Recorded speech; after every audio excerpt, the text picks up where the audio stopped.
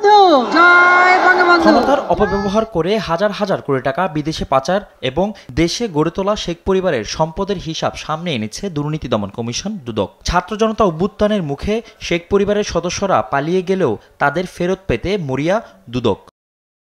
ঈদ পরবর্তী গণমাধ্যমের সঙ্গে শুভেচ্ছা বিনিময় করেন দুদক চেয়ারম্যান সহ কমিশনের সদস্যরা।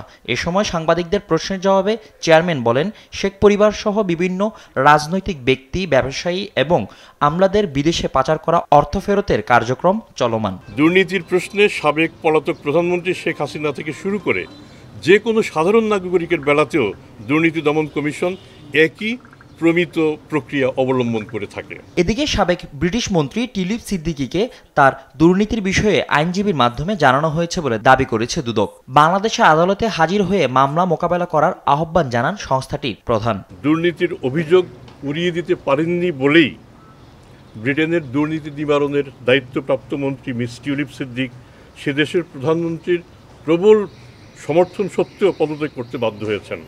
এটি কম্পাউন্ডেবল কোনো মামলা নয় যে চিঠি লেখালেখি করে মামলার পরিণতি নির্ধারণ করা যাবে। আদালতই তা নির্ধারিত হবে। আদালতে তার অনুপস্থিতি অপরাধমূলক পলায়ন, ক্রিমিনাল অ্যাবসকন্ডিং।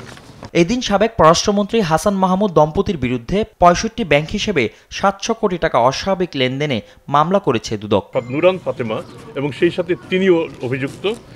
এখানে দেখা যাচ্ছে ৫৬টি অ্যাকাউন্টে ৬৮৩ কোটি টাকার অস্বাভাবিক লেনদেন পরিলক্ষিত হয়েছে এবং তিনি যখন পররাষ্ট্রমন্ত্রী ছিলেন সেই সময় ঘটনাটি ঘটেছে। আমরা এই দুটি বিষয় আমরা বিবেচনায় এনেছি, আমরা মামলা দায়ের করতে যাচ্ছি। এদিকে ক্রিকেটার সাকিব আল হাসানের বিষয়ে দুদক চেয়ারম্যান বলেন, তার বিরুদ্ধে দুর্নীতির অনুসন্ধান চলছে। ভবিষ্যতে হয়তো দুর্নীতির মামলাও হতে পারে। এমন হতে পারে যে সাকিব আল হাসান দুদকের আসামিও হতে পারেন। ফজলে আদিত্য, দেশ টিভি, ঢাকা।